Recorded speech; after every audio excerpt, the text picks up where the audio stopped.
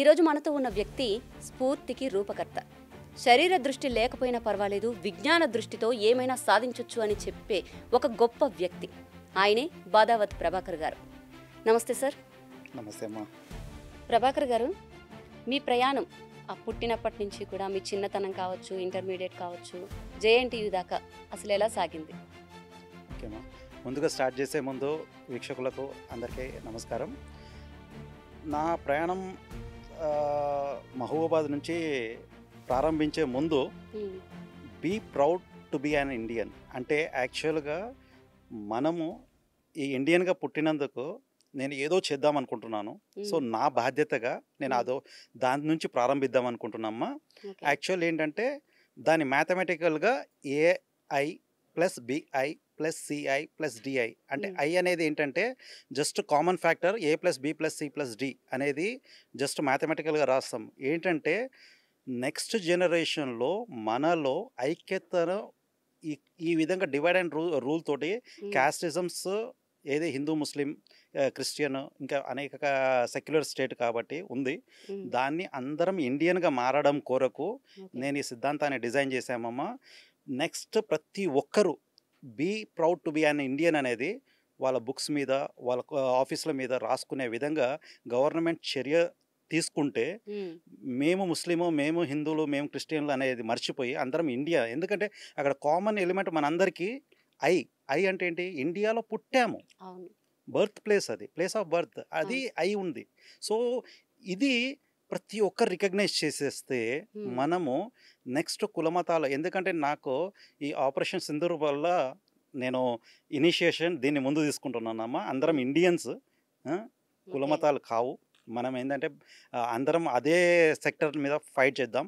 ఇక నేను విషయంలోకి మీరు అడిగినందుకు, నా జన్మస్థలం మహబూబాబాద్ దగ్గరలో ఒక చిన్న విలేజ్ అమ్మా.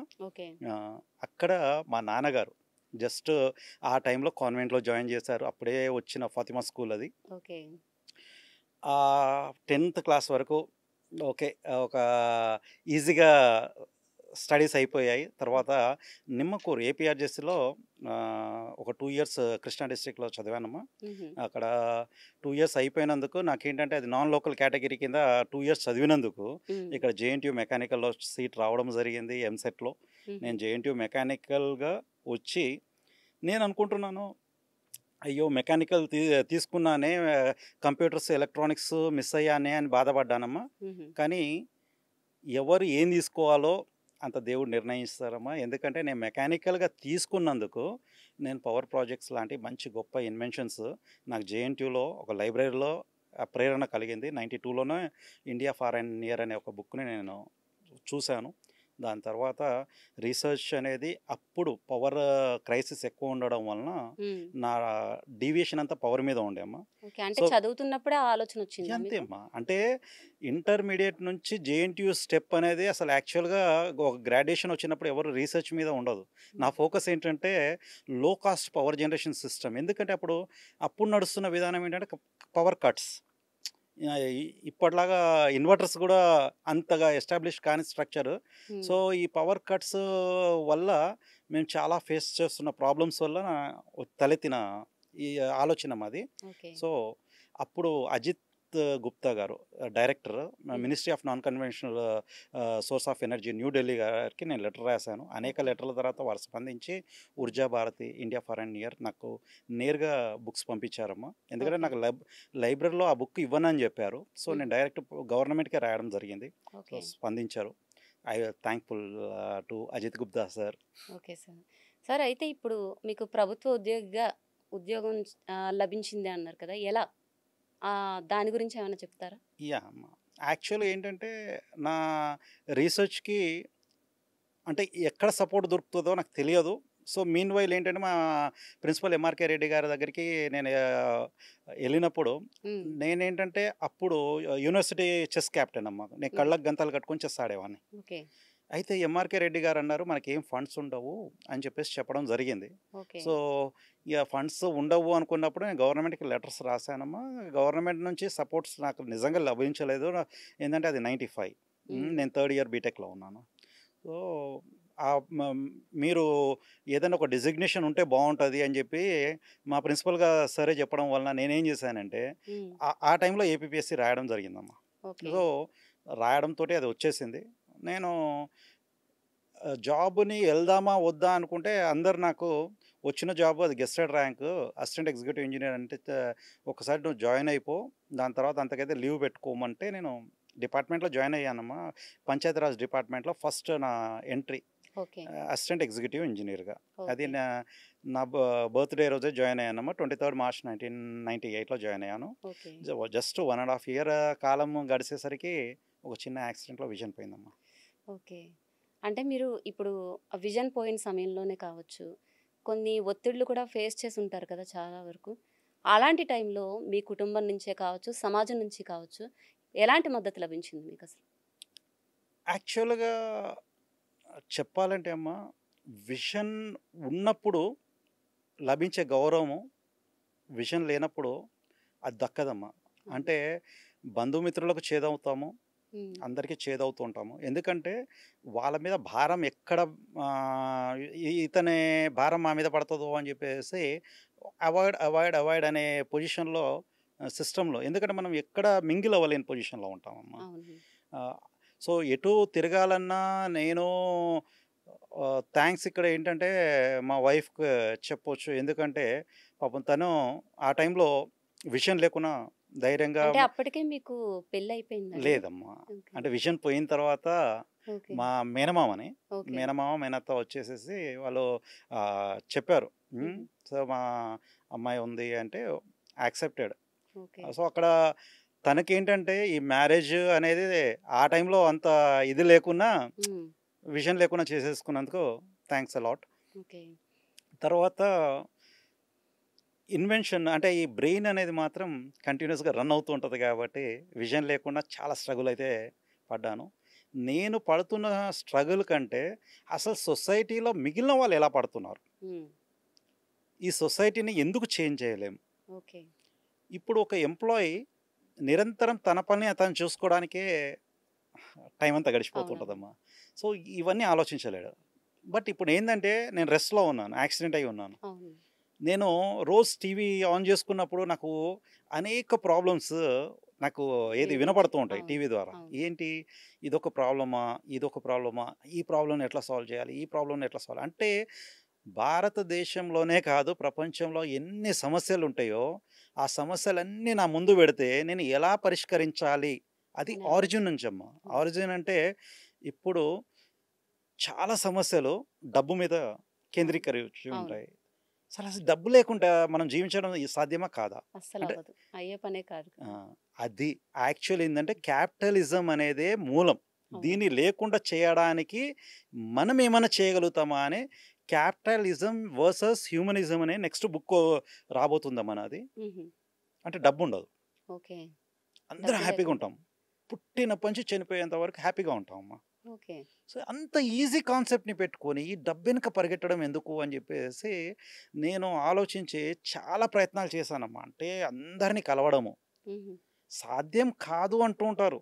హ్మ్. అవును. కానీ దాని మీద రీసెర్చ్ అనేది జరగాలి. ఓకే. సో, ఇప్పుడు మీరు అంటుంటే నేను కూడా అదే అనుకుంటున్నా. అది సాధ్యమయ్యే పనేనా అసలు అని. ఈజీ అమ్మా. డబ్బు చాలా లేకుండా. ఈజీ.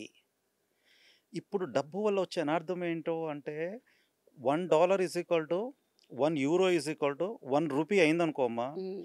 మనం తీసుకొచ్చిన అప్పుని 87% తగ్గించుకొని కట్టొచ్చు. హ్మ్. ఎందుకు అంటే అప్పుడు డాలర్స్, రూపీ 2 ఈక్వల్ అయిపోయాయనుకో, మనం ఇప్పుడు ఆల్రెడీ అప్పు చేసున్నాం. హ్మ్. అవును. 87 టైమ్స్ తగ్గించి కట్టేయొచ్చు. అవును. అంటే డబ్బులో ఎంత క్యాపిటలిజంలో ఎంత ఉందంటే అసలు డబ్బే లేకుండా ఉందనుకోమ్మా ఇంకా హ్యాపీ. సో, డబ్బు లేని సమాజాన్ని మనం క్రియేట్ చేసుకోవచ్చు. ఓకే. కానీ అన్ని కంట్రీస్ యాక్సెప్ట్ చేయాలి. ఓకే. అన్ని కంట్రీస్ యాక్సెప్ట్ చేయాలి అంటే ఇండియాలో ఏదో పవర్‌ఫుల్ డివైన్ పవర్ ఏదో ఉండాలి. హుహు. మరి ఇండియా మాట వాళ్ళెందుకు వింటారమ్మా?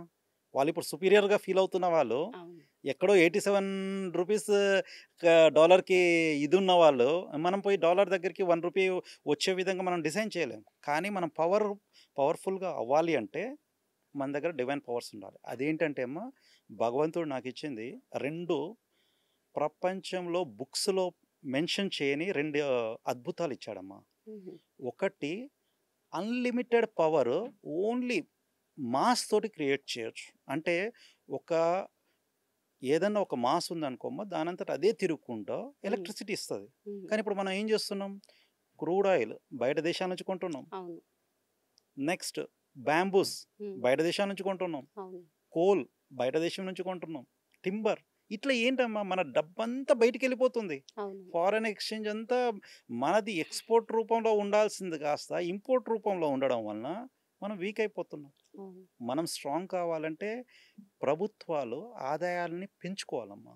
ఓకే. ఇటువంటి ఇన్వెన్షన్కి చేయూతీయాలి. ఓకే. నా ఫార్ములాస్ ప్రభుత్వానికి చాలా ఉపయోగం అమ్మా. ఓకే. అది అదే ఈ ఫార్ములాల్లో నేను ఒకటి విన్నది ఏంటంటే మీరు పవర్ గురించి ఒక ఆవిష్కరణ చేశారని చెప్పి విన్నాను. దాని యా గురించి ఎక్స్ప్లెయిన్ చేస్తారా? యా ఇప్పుడు ఒక్కటమ్మా, అసలు ఒక సింపుల్ వీల్ తీసుకుందాం. అంటే మనము ఒక యాక్సిల్ మీద నిల్చున్న ఒక వీల్, అంటే ఫ్లై వీల్ అంటాం మనము. ఆ ఉమ్, ఫ్లై వీల్ని తీసుకుంటే మనకందరికీ తెలిసింది ఏంటంటే భూమికి గురుత్వాకర్షణ శక్తి ఉంది అని తెలుసు. అంటే జీ అనేది అవును. గ్రావిటీ ఉంది అని గ్రావిటీ. చెప్పు. అది యాక్సిస్కి లెఫ్ట్ సైడ్ ఉంటుందమ్మా, రైట్ సైడ్ ఉంటుంది. కాబట్టి ఇక ఆ వీల్ తిరగడానికి స్కోప్ ఉండదు. కాబట్టి thermodynamics first Lalo energy is neither created not destroyed. అంటే ఓకే. ఏంటి? ఇంకా మనం విద్యుత్ అనేది, అంటే ఎనర్జీ అనేది మనం క్రియేట్ చేయలేము. ఎందుకంటే left hand side right hand side equal supports ఉంటాయి. దానికి బేరింగ్ కెపాసిటీ లోడ్స్ కొన్ని ఉంటాయి. అంటే frictional losses, transmission and distribution losses కొన్ని ఉంటాయి. ఉమ్, ఇవన్నీ ఉండడం వల్ల ఏంటంటే వీలంతటా దానంతటా అదే తిరగదు. తిప్పాలని ప్రయత్నం చేసిన ఎఫిషియన్సీ 50-60% కంటే ఎక్కువ ఉండదు. ఎందుకంటే మనం 100 వాట్స్ మనం ఒక మోటార్కి ఇచ్చి మనం పవర్ని మనం బయటికి తీసుకురావాలంటే 50-60 అవుట్పుట్ వస్తుందమ్మా. ఓకే. దాన్ని ఎఫిషియన్సీ అంటాం. అంటే అవుట్పుట్ బై ఇన్పుట్. అంటే మనం ఎంత 100 ఇస్తున్నామో 60-50 బయటికి తీసుకుంటాం. అంటే ఓకే. 50-60% ఎఫిషియన్సీ ఉండే మోటార్స్, జనరేటర్స్ తోటి ఉమ్, మనము ఇది సాధ్యం కాదని చెప్పి మన రీసెర్చర్స్ అందరూ ఆ సబ్జెక్ట్ని పక్కకు పెట్టేశారు. ఓ, ఓకే. మరి నేనేం చేశాను? ఓకే, వీళ్ళు పక్కకు పెట్టిన సబ్జెక్టు నాకేమైనా ఉపయోగపడుతుందా? ఉమ్, నేను ఎందుకు ట్రై చేయకూడదు అని చెప్పి 2000 నుంచి మా పేరెంట్స్ని, మా ఉమ్, మిస్సెస్ని ఉమ్, వీళ్ళందరినీ రిక్వెస్ట్ చేసి కొన్ని ఎక్విప్మెంట్స్ తెప్పించేసేసి రీసెర్చ్ స్టార్ట్ చేశాను. ఓకే. నా ఉద్దేశం ఏంటంటే ఒక వీల్ ఇప్పుడు నడుస్తున్న విధానం కంటే ₹1 తక్కువలో మనకు పవర్ జనరేట్ అయిందనుకో, అంటే ఎఫిషియన్సీ పెరిగినట్టమ్మా. ఇప్పుడు అంటే నేను దాన్ని మాడిఫై చేసినట్టు. కానీ ఇయర్స్ టుగెదర్ రీసెర్చ్ చేయడం వల్ల నాకు తక్కువ టైంలో వచ్చింది ఏంటంటే అమ్మా రిజల్ట్, అసలు ఎటువంటి ఇంధనం లేకుండా మనం ఎలక్ట్రిసిటీ జనరేట్ చేయొచ్చు. అంటే ఒక వీల్ దానంతట అదే విధంగా తిరిగే విధంగా డిజైన్ చేయొచ్చు. ఉమ్, దానికి ఏం పట్టు కావాలి అంటే మనకు మనిషికి ప్రాణం ఎట్లయితే ఉంటుందమ్మా, మెషిన్కి కూడా ఒక ప్రాణం ఉంటుంది. ఓ, ఓకే. ఆ ప్రాణం పొయ్యాలి. ఉమ్, ఆ ప్రాణం పొయ్యాలంటే ఏం చేయాలి? అరేంజ్మెంట్, అంటే ఆ మెకానికల్ డివైస్ని ఉమ్, పర్ఫెక్ట్గా అరేంజ్ చేయాలమ్మా. అవును. పర్ఫెక్ట్గా అరేంజ్మెంట్ చేయాలంటే ఏంటి? మనం మళ్ళీ ఏమైనా కావాలంటే మనం బుక్సే రెఫర్ చేస్తాం. అవును. బుక్స్లో దొరకదు. మళ్ళీ బుక్స్లో పుస్తకాలు దొరక తిరగేసి వెతుకుతూ ఉంటాం ఎక్కడన్నా అంటే లేనిది దొరుకుతుంది. మనం ఎక్కడి నుంచి తీసుకురాగలుగుతాం? అవును. బుక్స్లో వెరిఫై చేస్తే ఏమి దొరకదమ్మా. ఉమ్, ఇది న్యూ సబ్జెక్ట్. కానీ పాపం ఆ ప్రాణాన్ని పొయ్యలేక ఉమ్, ఎంతోమంది, అంటే ఆ కీ పాయింట్ ఏదో దొరకక పాపం వాళ్ళకు దొరకక అది వదిలేసుకున్నారు. ఇంకా ఉమ్, ఇది మన నుంచి కాదు అని చెప్పి చేతులు ఎత్తేసారు. నాకేంటంటే నేను 3-4 ప్రాజెక్ట్స్ ఫెయిల్ అమ్మా. ఉమ్. నేను ఫస్ట్ రాగానే ముట్టగానే నేను గోల్డ్ అయిపోలేదు అది. అంటే ఎవరైనా కూడా ఫస్ట్ స్టార్టింగ్ లోనే ఎవరు విన్ అవ్వరు. యా ఒక 2-3 ఫెయిల్యూర్స్ తర్వాత మాత్రమే ఎవరైనా విన్ అవుతారు. 100% అమ్మా. కానీ నా ఆలోచన ఫస్ట్ ప్రాజెక్ట్ ఫెయిల్ అయిన దానికి ఉమ్, జస్ట్ ప్రాణం ఏంటో తెలిసింది అంతే. ఆలోచన అదే. ఓకే.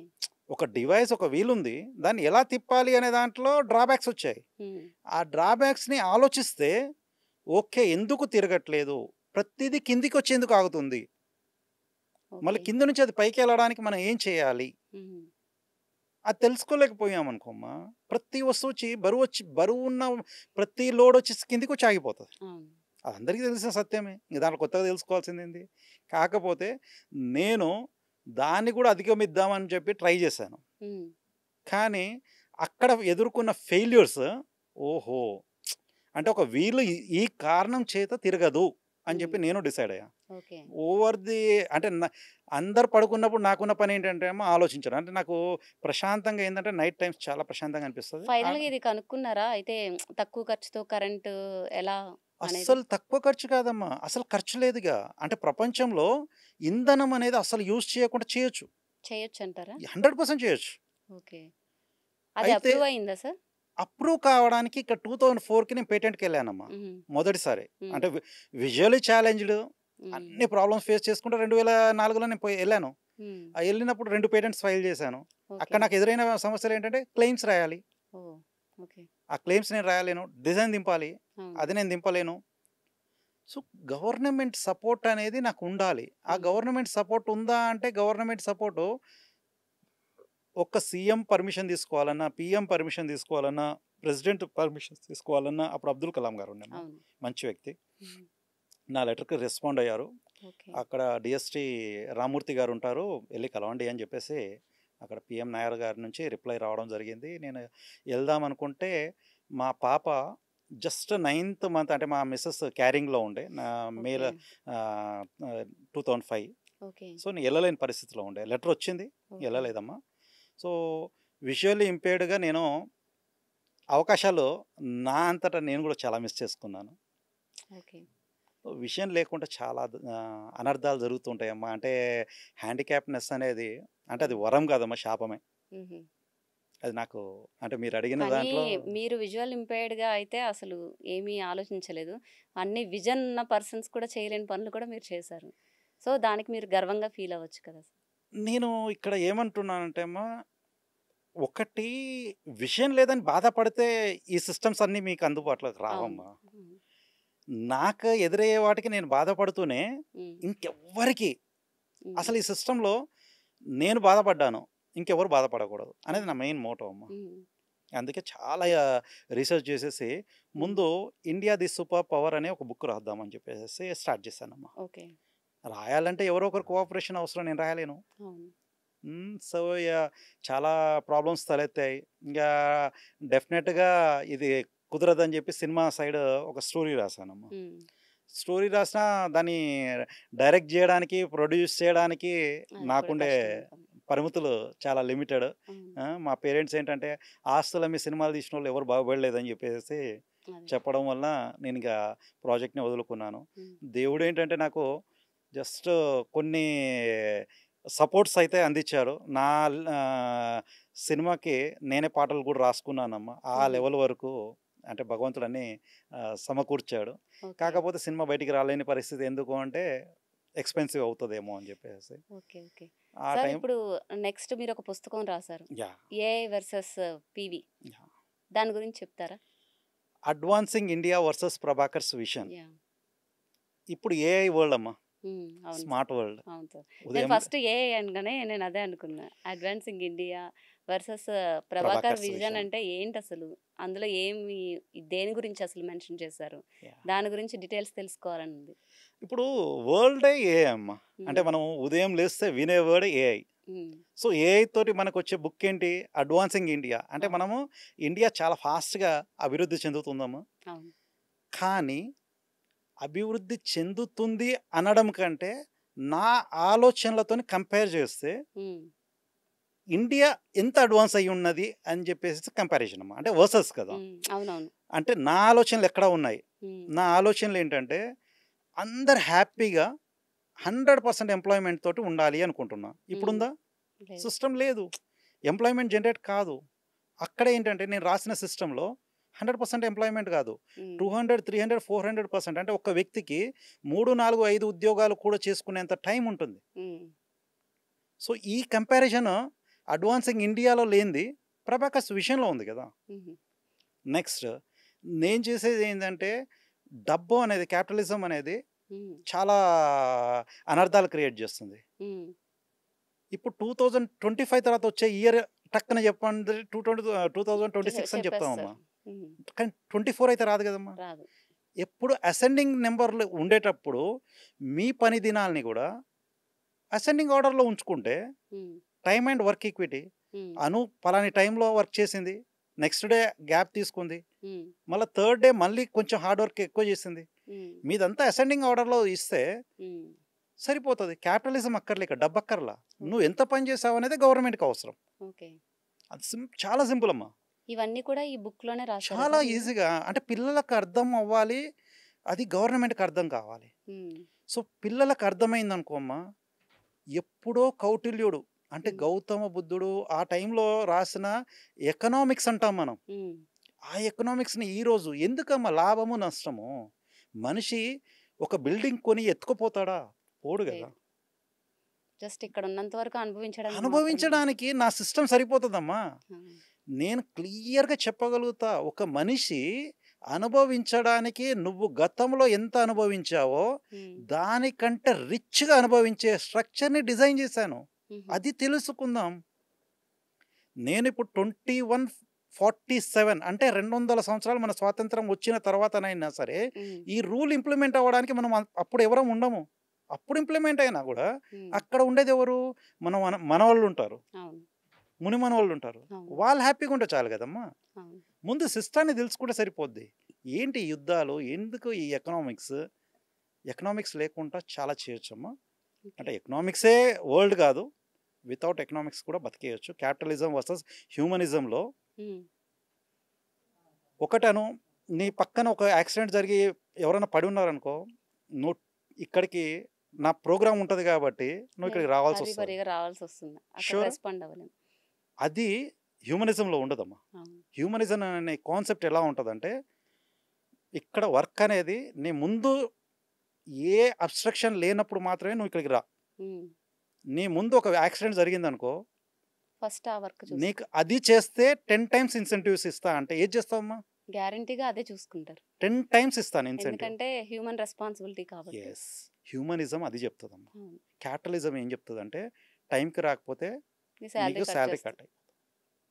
ఈ డిఫరెన్స్ ఉంటుందమ్మా. చాలా హ్యాపీగా బతకొచ్చు. మనుషుల్ని హ్యాపీగా బతికించడమే నా కాన్సెప్ట్ అమ్మా. అవును. సార్ ఇప్పుడు ఇందులో ఏ ప్రాజెక్ట్స్ ఉన్నాయి? అంటే ఇప్పుడు మీరు రాసిన ఏఐ వర్సెస్ పీవీలో ఏ ప్రాజెక్ట్స్ గురించి మెన్షన్ చేశారో, అందులో మీకు చాలా ఇష్టమైన, మీకు నచ్చిన ఒక ప్రాజెక్ట్ గురించి ఓకే, చెప్పగలరా? ఇప్పుడు నేను పిల్లల దగ్గర తీసుకెళ్తాను అన్నమ్మా. ఉమ్, మీరు నేర్చుకున్నా, మన తల్లిదండ్రులు నేర్చుకున్నా, మన తాతలు నేర్చుకున్నా, ఉమ్, అందరం నేర్చుకునేది ఏంటంటే ఒకటే, బట్టి పట్టడం. మ్యాథ్స్ టేబుల్స్ అనగానే అవును సార్. ఏందో 2 into 1 = 2 రాస్తాము, ఉమ్, అది సెకండ్ క్లాస్లో నేర్పిస్తాము. ఉమ్, ఆ 2 into 1 కాడ నుంచి 20 into అంటే 20 టేబుల్స్ వరకు నేర్చుకునేటప్పటికి ఉమ్, ఇక్కడ 20 10s 200 నేర్పించేంత వరకు ఉమ్, టీచర్లు పిల్లల మీద ఫోకస్ పెట్టరు. అవును, నేర్చుకుని రండిరా అంటారు. ఉమ్, అసలు విద్య అనేది ఏంటి? ఒక టీచర్ చెప్తే పిల్లోడికి అర్థం కావాల్సింది అవును, నువ్వే నేర్చుకోరా అంటే నెంబర్ మ్యాజిక్ని వాడు పాపం బ్రెయిన్లో పెట్టడానికి ప్రయత్నం చేస్తాడు. అవును, 136/17 అన్నాం అనుకో, మనందరి మైండ్స్ బ్లాంక్ అయిపోతాయి. అవును, ఎందుకంటే మనకు 17th టేబుల్ వచ్చి ఉండాలి. అవును, అంటే ఇక్కడ మ్యాథ్స్ని ఎంత సింపుల్గా నేర్పించచ్చు అంటే అమ్మా, 4 డైరెక్షన్స్ ఉంటాయి: ఉమ్, ఫార్వర్డ్, బ్యాక్వర్డ్, ఉమ్, అప్వర్డ్, డౌన్వర్డ్. ఓకే, ఈ 4 డైరెక్షన్స్ తోటి 16 టేబుల్స్ నేర్పిస్తానమ్మా. ఉమ్. ఎలా ఒక సార్ అది ఎలా అంటే అంటే ఏముండదమ్మా, మనం రాసే మెథడ్ ఉంది కదా, ఫార్వర్డ్ డైరెక్షన్లో 1 and 2 టేబుల్కి వెళ్ళిపోతుంది, 11 and 12 టేబుల్ కూడా అలాగే వెళ్తుంది, ఓకే, 3 and 4 అప్వర్డ్ డైరెక్షన్ వెళ్తుంది, 13 and 14 కూడా upward direction, okay. 6 and 7 and 16 and 17 downward వస్తుంది. అంటే మల్టిప్లికేషన్స్ అన్ని కూడా ఈజీ అది మెథడ్. చాలా ఈజీ అమ్మా. అసలు మనము ఏంటంటే వెనకట లిఫ్ట్ లేనప్పుడు మనము 10వ అంతస్తుని ఎక్కేటప్పుడు ఎంతైతే స్ట్రగుల్ అవుతామో, ఇప్పుడు లిఫ్ట్ ఉన్నప్పుడు ఎంత ఈజీ ఉంటుందో సేమ్ అమ్మా. ఇప్పుడు ఇది ఒక లిఫ్ట్ లాంటిది. రెండింటిని కంపేర్ చేయడానికి నా బుక్లోనే ఉంటుంది. ఓకే, ఏదైనా సరే ఒక కొత్త విధానం వచ్చేటప్పుడు ఫస్ట్ దాన్ని అసలు ఏంటిది అని చెప్పి తెలుసుకోవాలి. స్మార్ట్నెస్ అమ్మా, అవును, ఏముండదు. మనం గతంలో ఏం చేసామో ఇప్పుడు ఏం చేస్తున్నాం అంటే స్మార్ట్గా నేర్చుకోవాలి. నా ఉద్దేశం ఏంటంటే హార్డ్ వర్క్ వద్దు, స్మార్ట్ వరల్డ్లో చాలా ఫాస్ట్గా నేర్చుకోవాలి. సో మ్యాథ్స్ని ఒక పిక్చర్ లాగా రాశాను. అంటే ఒక ఇమేజ్ కనబడుతుందమ్మా, ఒక్క ఇమేజ్ లైఫ్లో ఇంకా నువ్వు ఎప్పుడు మర్చిపోవు. అంటే చార్ట్ సిమిలారిటీ రూల్ కానీ, చార్ట్ లాస్ట్ ఎలిమినేషన్ రూల్ కానీ 1 and 2 and 11 and 12 జస్ట్ వాటి పేర్లతో నేర్పించేస్తా. ఓకే, దాని పక్కనే ఒక ఇమేజ్ కనబడుతుంది. అంటే అది ఎలా వచ్చిందో ఈ చాట్ సిమిలారిటీ రూల్ కానీ, లేకపోతే చాట్ లాస్ట్ ఎలిమినేషన్ రూల్ కానీ నేర్చుకుంటే అవి వచ్చేస్తాయి. సో ప్రతిదీ అలాగే ఉంటుంది. అంటే ఒక వర్డ్ తోటి నేర్పించే దానిని పాపం పిల్లల్ని రుద్ది రుద్ది రుద్ది బట్టి కొట్టి కొట్టి పట్టించి కొట్టి సో బట్టి అదంతా పట్టించి సో ఇప్పుడు చాలా ఆల్మోస్ట్ ఎడ్యుకేషన్ అంతా అలాగే ఉంది కదా సార్.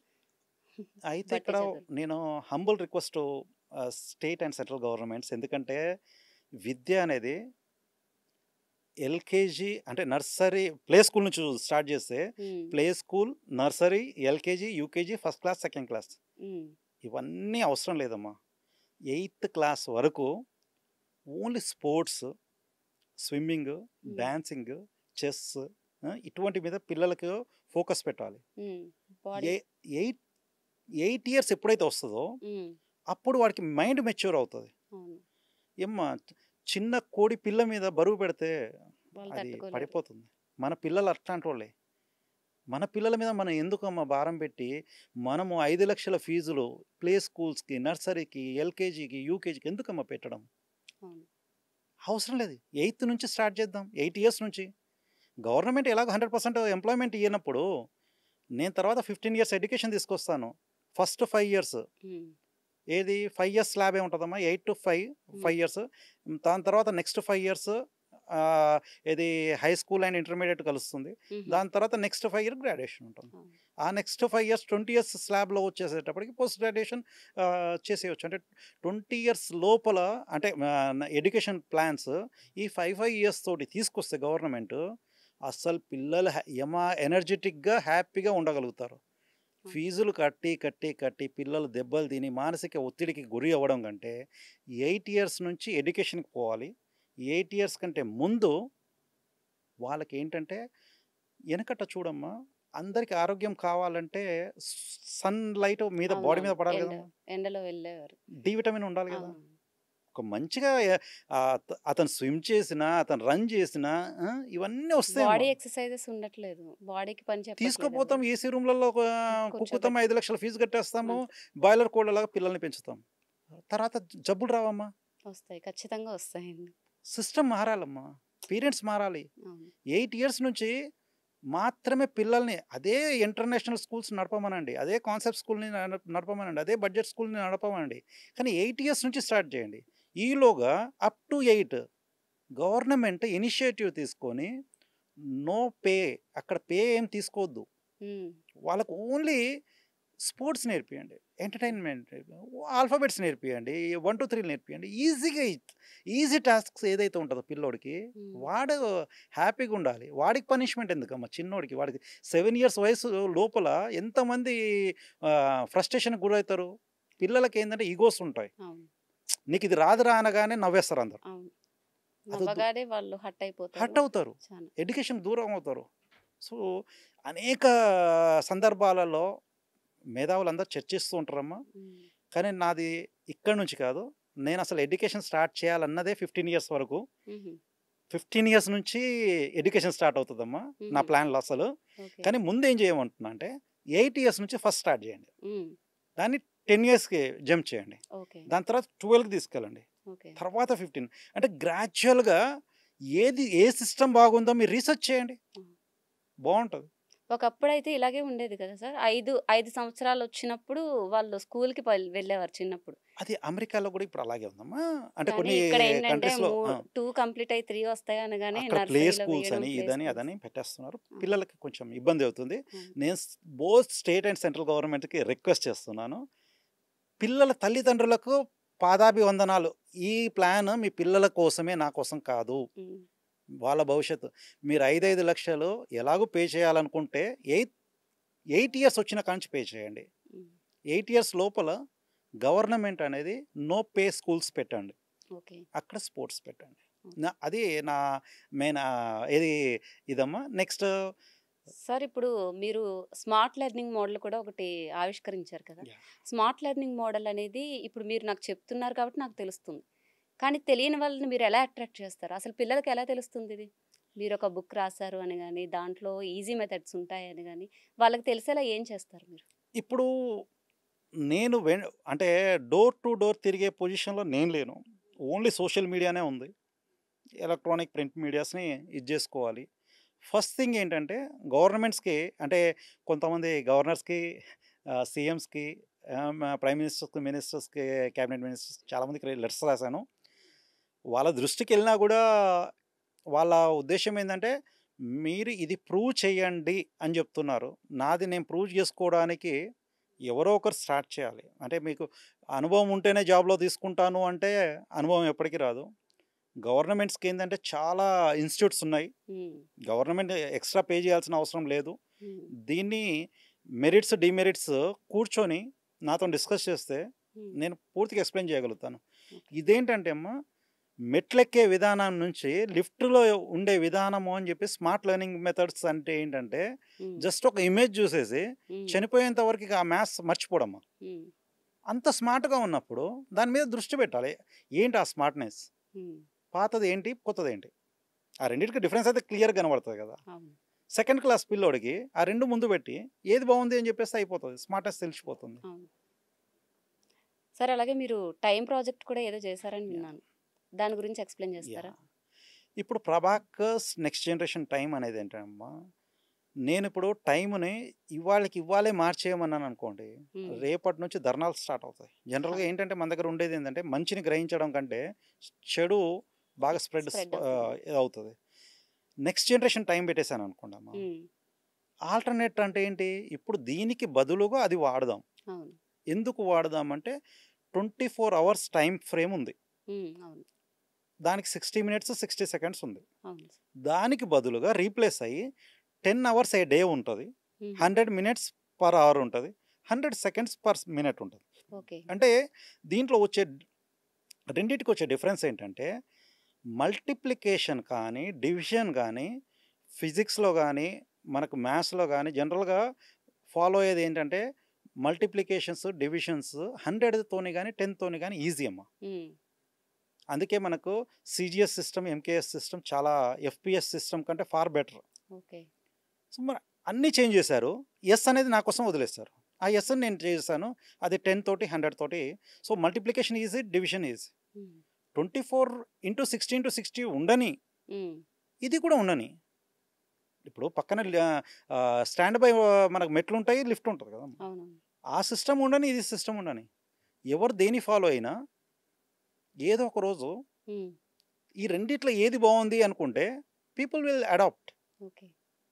అది టైమ్ అమ్మ. అంటే ఓకే. ఉదయం మనకు 6 అవుతది కదమ్మా! ఇప్పుడు అవును 6 సార్. అవును. సాయంత్రం 6 వరకు 5 గంటలు నా వాచ్ తిరుగుతదమ్మా. ఆహా!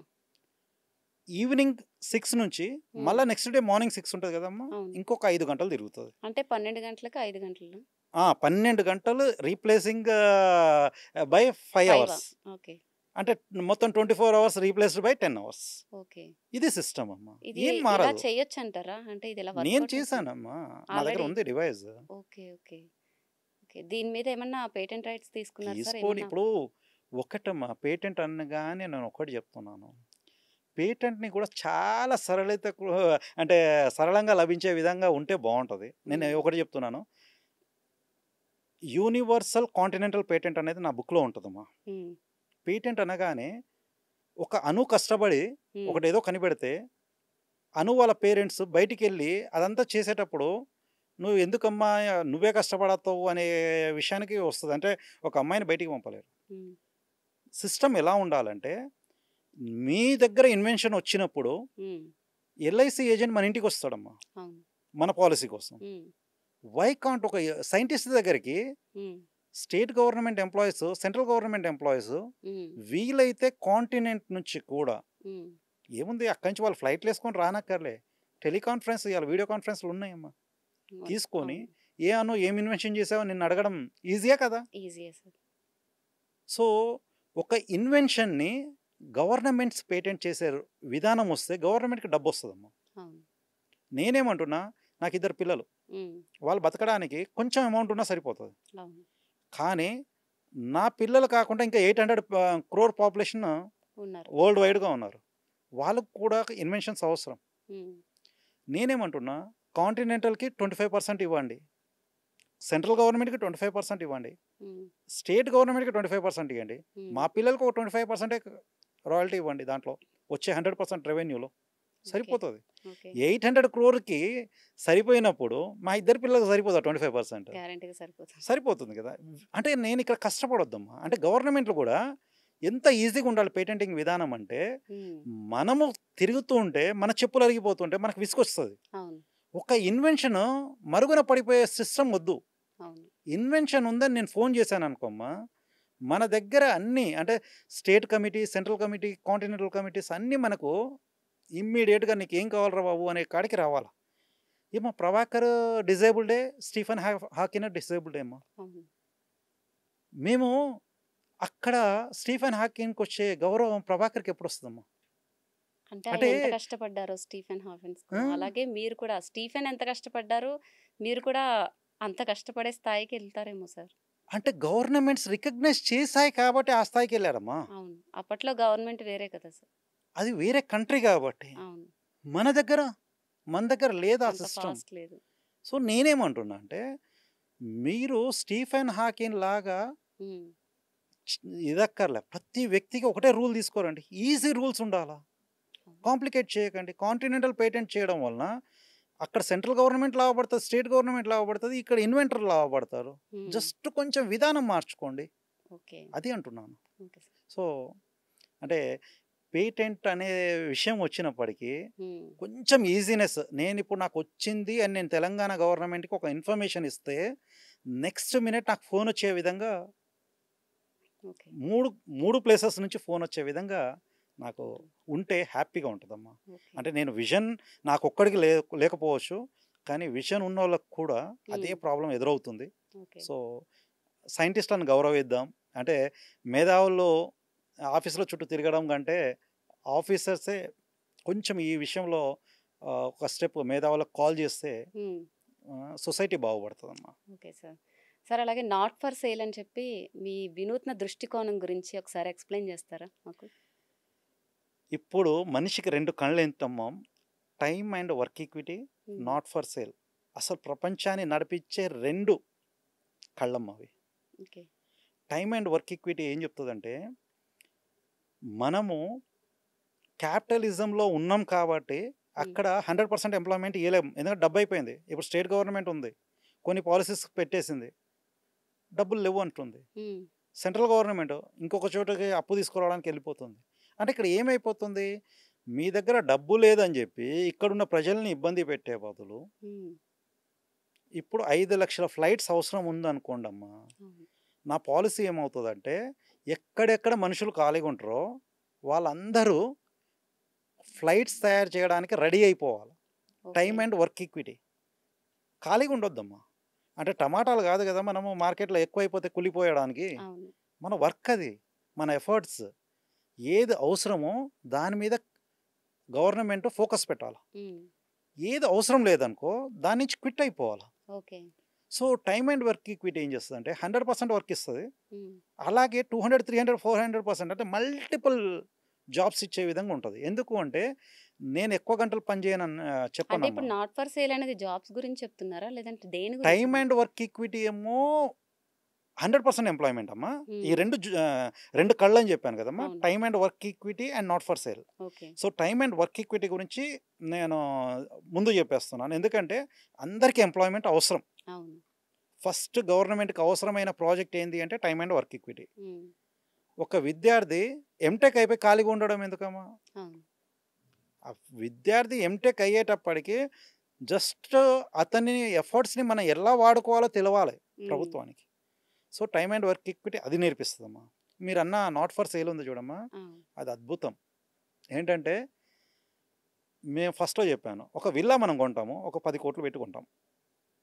ఆ 10 కోట్లు పెట్టి కొన్న విల్లాని మనము చనిపోయిన తర్వాత మనం ఏం వెంట తీసుకోపోలేము. ఉమ్, అటువంటప్పుడు ఆ 10 crores సంపాదించడం ఎందుకు, ఆ 10 crores ఈఎంఐలు పే చేయడం ఎందుకు, ఉమ్, దాని యొక్క అనర్థాలు ఎందుకు? ఉమ్, నువ్వు హార్డ్ వర్క్ చేయి, అదే వీళ్ళలో ఉండు. ఓకే నీ పిల్లలు హార్డ్ వర్క్ చేశారనుకో దానికంటే ఇంకా మంచి వీళ్ళలో ఉంటారు. అవును ఎవరైతే హార్డ్ వర్క్ చేయరో ఉమ్, కొంచెం ఏది నెక్స్ట్ జనరేషన్ బిల్డింగ్స్ ఎలా ఉంటాయంటే అమ్మా, మినిమం ఒక 5000 ఎస్ఎఫ్టీ బిల్డింగ్కి తక్కువైతే ఉండదమ్మా. అంటే ఉమ్, పేదవాడు నివసించే ఇల్లే 5000 ఎస్ఎఫ్టీ ఉంటుంది. అంటే ఓ, పేదవాడు అని కూడా చెప్పలేను, లెస్ ఎఫర్ట్ వర్క్ తోటి బతుకుతున్న వాళ్ళకే ఒక 5000 ఎస్ఎఫ్టీ ఇల్లు ఉంటుంది.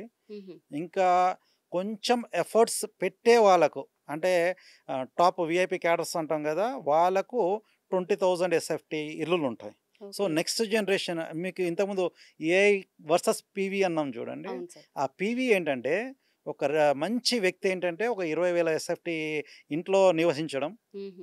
అంటే ఎఫర్ట్ పెట్టేవాళ్ళు, ఎఫర్ట్ పెట్టలేని వాళ్ళు కూడా ఒక 5,000 ఎస్ఎఫ్టీలో నివసించే విధంగా ఏం డబ్బు ఖర్చు పెట్టనక్కర్లేదమ్మా. ఇప్పుడు మనము ఒక మంచి స్టార్ హోటల్కి వెళ్తాం, హ్మ్. ఆ బఫెట్ ఉందనుకోమా, మనకి నచ్చిన ఫుడ్ తినేస్తాం. వేస్ట్ మాత్రం చేస్తే పెనాల్టీ ఉంటుందమ్మా. వేస్ట్ చేయకుండా నువ్వు ఏది పెట్టుకొని తిను, నీకు ఛార్జ్ చేయరు. 5,000 అయ్యే బిల్లు ఒక్క రూపాయి ఛార్జ్ చేయకుండా ఉండే సిస్టమే నెక్స్ట్ జనరేషన్.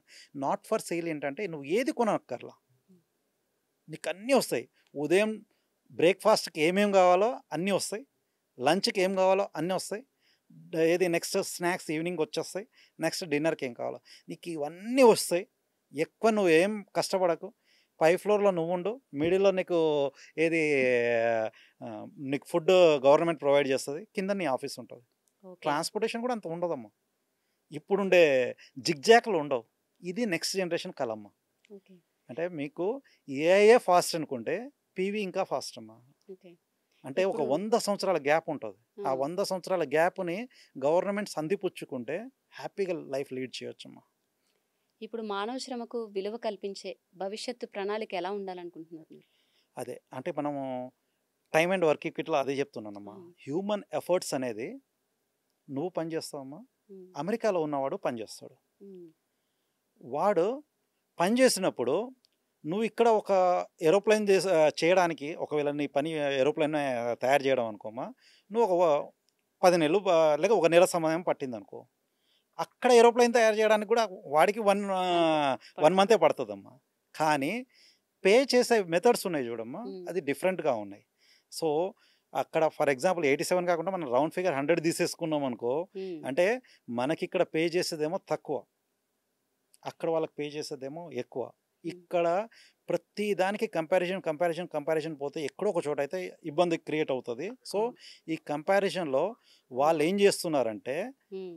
మిజైల్స్ అటువంటివి చేసి వాళ్ళు డబ్బును తీసుకుంటున్నారు. ఐఎంఎఫ్ లోన్ మొన్న ఇచ్చినట్టే ఇచ్చేస్తుంది పాకిస్తాన్కి. హ్మ్. మళ్ళీ వాళ్ళు ఏమి ఇస్తారు, నువ్వు మా దగ్గర ఇన్ని వెపన్స్ కొనాలి అని చెప్పి టార్గెట్ పెడతారు. అవును. సో వాళ్ళ వ్యాపారాన్ని వాళ్ళు ఈజీగా చేసేసుకుంటారు. అవును. పాపం మనం ఏం చేస్తామంటే మన రైతుల్ని, మీరు వెళ్ళి పొలాల మీద కష్టపడండి, లాభం వచ్చినా నష్టం వచ్చినా మీరు అదే 10,000 20,000తో అడ్జస్ట్ అవ్వండి. హ్మ్. సో పక్క దేశం వాడు ఏం చేస్తే వాడికి వేల కోట్లు వస్తున్నాయి, మనం మన ప్రజలకు ఏం నేర్పిస్తున్నామమ్మా?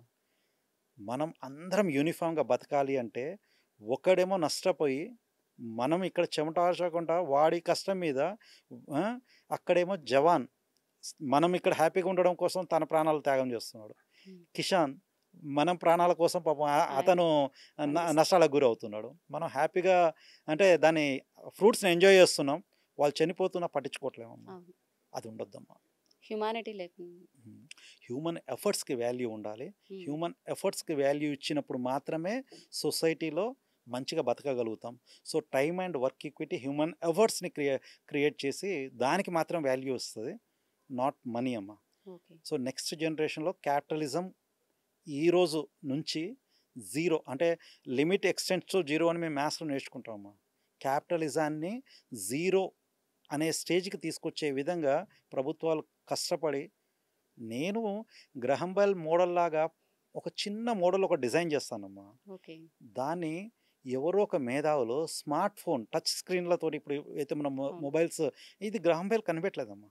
గ్రహం బెల్ కనిపెట్టినప్పుడు ఆ టెక్నాలజీని వాడుతూ ఇదేమో ఇంకా స్మార్ట్నెస్ని పెంచాం. అవును. అలాగే నేను ఇప్పుడు ఒక చిన్న క్యాపిటలిజాన్ని తొలగించే సిస్టాన్ని డిజైన్ చేస్తానమ్మా. హ్మ్. కానీ నెక్స్ట్ జనరేషన్ దాన్ని ఇంప్రూవ్ చేసుకుంటూ అస్సలు జనాలందరూ ఎంత హ్యాపీగా ఉండాలో ఇంకా ఇంప్రూవ్ చేసే అవకాశాలు ఉంటాయి. ఓకే. ముందు క్యాపిటలిజాన్ని తొలగించే విధానాన్ని తెలుసుకోవాలి. So okay. Capitalism versus humanism అనే నెక్స్ట్ నా బుక్కి ఆదరణ లభించింది అనుకో, అది హ్యాపీ. దాంట్లో ఏంటంటే స్క్వేర్స్ చాలా ఫాస్ట్గా నేర్పిస్తాను, ఓకే. డివిజన్స్ చాలా ఫాస్ట్, అంటే ప్రతిదీ మ్యాథ్స్కి లింక్ చేసి ఉంటుందమ్మా. హుహు. ఎందుకంటే బీయింగ్ ఏ ఇంజనీర్ హ్మ్. మ్యాథమెటికల్గా థియరెటికల్గా ప్రాక్టికల్గా అన్నీ ప్రూవ్ చేసినప్పుడే ఇంజనీర్ అవ్వమా. అవును. సో అన్నిట్లో నేను ఉన్నాను. ఉన్నారు. ఒక అన్ఫార్చునేట్ విజన్ లేదని చెప్పి ఫిజికల్గా చూడకండి. లేదు సార్. అలా ఎప్పుడూ ఉండదు. అయితే మీరు ఇప్పుడు దాకా రాసిన ప్రాజెక్ట్స్ గానీ, మీరు రీసెర్చ్ చేసిన వాటి మీద గానీ, గవర్నమెంట్ నుంచి ఎలాంటి సహకారం పొందాలనుకుంటున్నారు? ఒకటి ఫస్ట్ గవర్నమెంట్స్ మేధావుల్ని గుర్తించాలి. అది నా బుక్లో last topic green channel help desk. ఏంటంటే ఒక టోల్ ఫ్రీ నెంబర్ ఇచ్చారనుకో, నా దగ్గర ఒక ఇన్వెన్షన్ ఉంది అని చెప్పే అవకాశం నాకు ఉంటుంది. హ్మ్. అంటే నేనే కాదు, నాలాంటి మేధావులు ఎవరున్నా గవర్నమెంట్కి ఆదాయం తెచ్చిపెట్టే ఒక సోర్స్ని మేము క్రియేట్ చేస్తాము. దానికి మీరు మాకు అవకాశం కల్పించండి. మేము ఇచ్చే లెటర్లు మీ దగ్గర ఏది నేను ఎవిడెన్స్‌గా చూపగలుగుతా. అంటే మీ దగ్గర ఆ లెటర్స్‌కి రెస్పాండ్ కాకుండా ఏ మినిస్టర్ ఛాంబర్‌లో గానీ హ్మ్. దొరుకుతాయి లెటర్స్ ఉన్నాయి. హ్మ్. రెస్పాండ్ అవ్వండి ప్లీజ్. నెక్స్ట్ ఇక్కడ మనకు తిండి పెట్టే రైతు బాగా ఏది దోపిడీకి గురవుతున్నాడు. అవును. అంటే ఏంటంటే అమ్మా, అందరికీ ఒక క్రాప్ వస్తది. హ్మ్. అది 3 మంత్స్ కొన్ని క్రాప్స్ 3 మంత్స్ ఉంటాయి. కొన్ని క్రాప్స్ 4 మంత్స్, కొన్ని క్రాప్స్ 5 మంత్స్ టైమ్ పీరియడ్ ఉంటది. అవును. క్రాప్స్‌కి టైమ్ పీరియడ్ వచ్చినప్పుడు మొత్తం ఇండియాలో ఏసే ప్రతి రైతుకి ఒకే టైంకి ప్రొడక్షన్ వస్తదమ్మా. ఓకే. ప్రొడక్షన్ వచ్చినప్పుడు రైతు నష్టపోకుండా ట్రేడర్ అడ్వాంటేజ్ తీసుకొని ఏం చేస్తున్నాడు, రూ.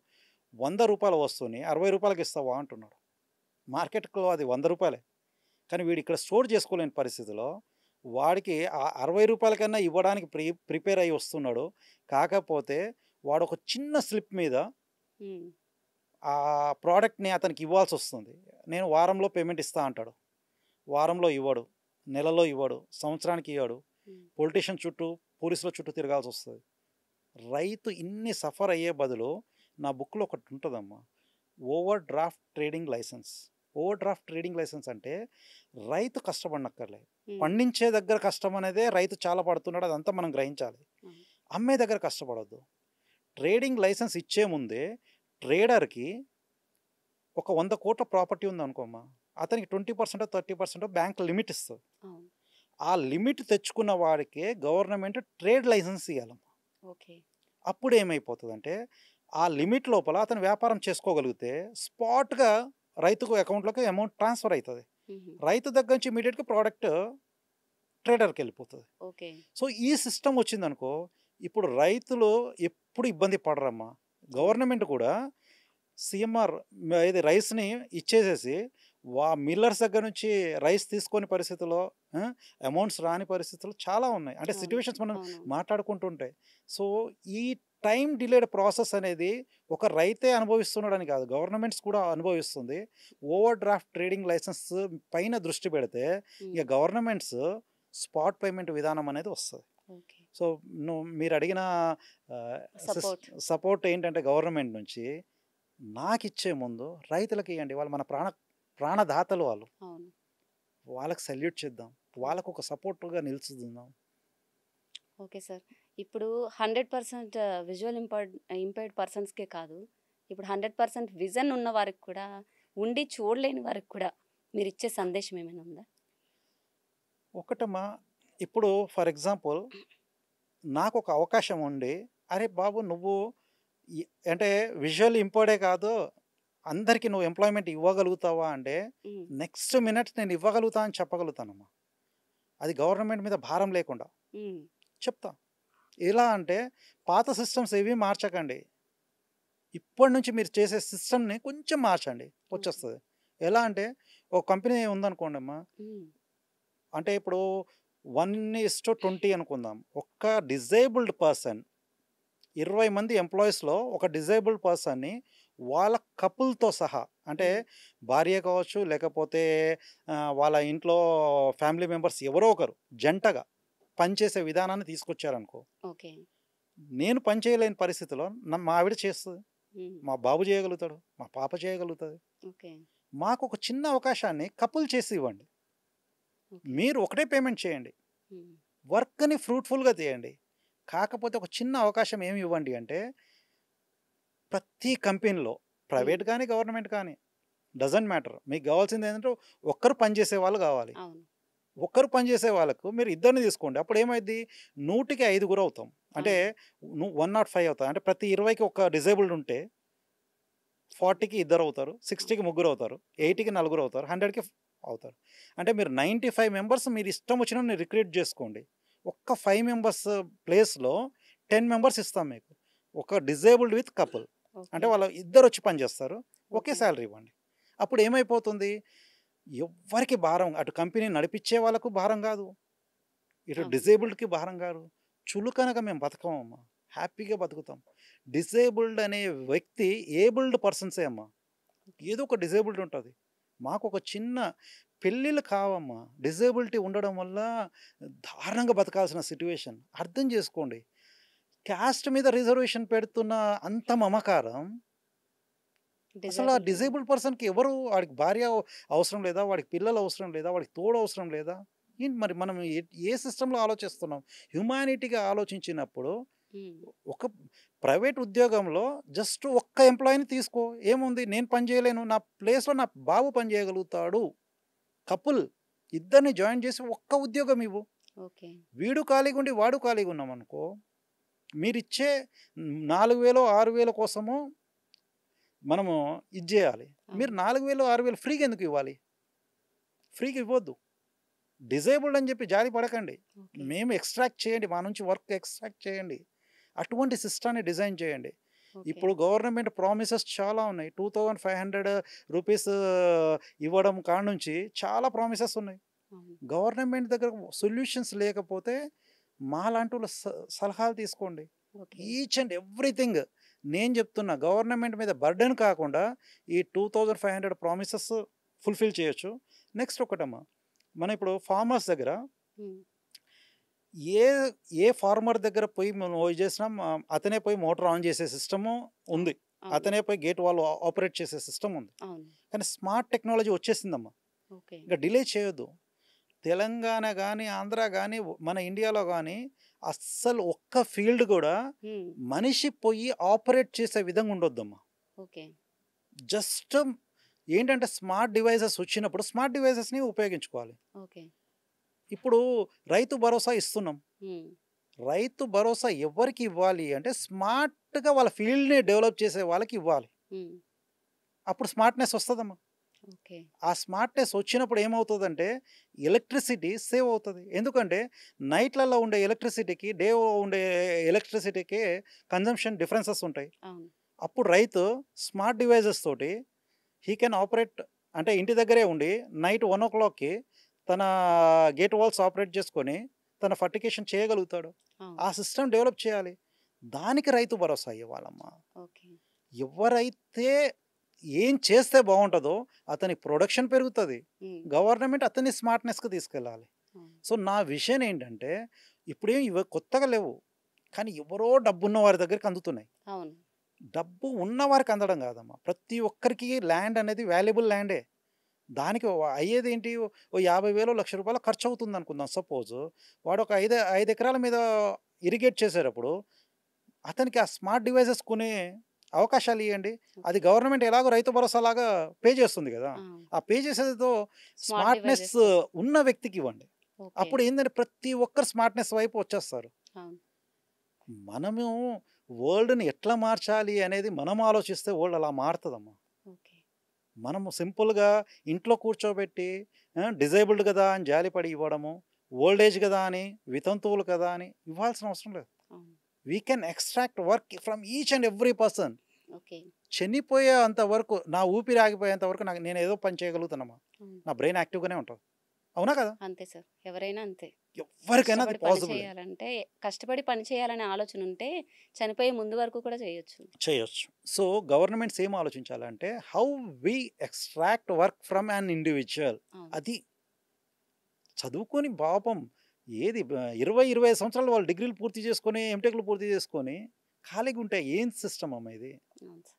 అంటే damn being a government employee, నేను గవర్నమెంట్ క్రిటిసైజ్ చేయట్లా. ఓకే. గవర్నమెంట్ కూడా మంచి ఆలోచనలు ఉండాలి.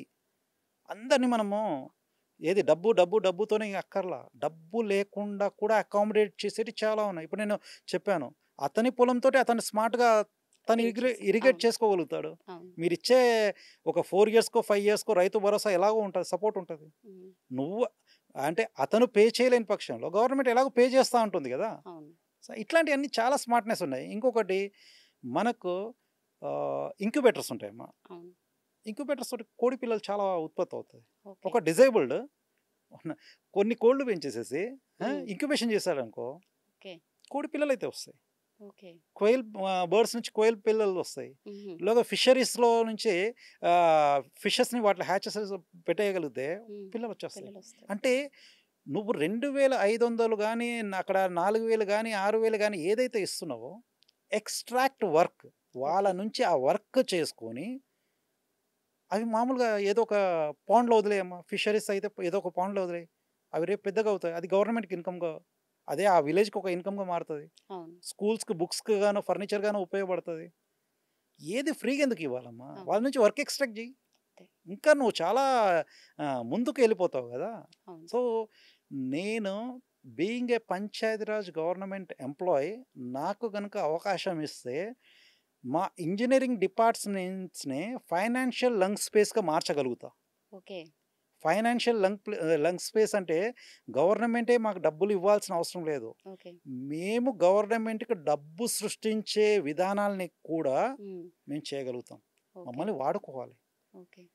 ఆయుష్ ఎంత ఉంటుందో తెలియదమ్మా. ఉన్న అవును. కాడికి నేను గవర్నమెంట్ ఎంప్లాయీగానే చనిపోవడానికి ఇష్టపడతాను. మ్మ్. ఐ లైక్ అంటే ఫస్ట్ మీకు వర్డింగ్తోనే చెప్పాను, అవును. Be proud to be an Indian. Yes sir. నా బైక్ మీద ఒక స్లోగన్ రాసి ఉంటుందమ్మా, we engineers make the world అని రాసి ఉండేది. ఆహా. ఇప్పుడు ఓకే. దాని ప్లేస్లో నేను ఏమంటున్నా అంటే be proud to be an Indian. అంటే అందరం ఇండియన్స్గా మారుదాము, ఇండియా కోసం పనిచేద్దాం. కులమతాలు అనేవి లేవు, ఓకే. అది మనం సృష్టించుకున్నాయి. జస్ట్ ఇండియాలో పుట్టినందుకు మనం అందరం ఇండియన్స్. Okay sir. చాలా బాగుంది సార్. మీ మెసేజ్ అంతా అందరూ వినాలని, అందరూ పాటించాలని కూడా కోరుకుందాం. Thank you sir. Thank you very much. Thank you అమ్మా, థ్యాంక్ యూ వెరీ మచ్.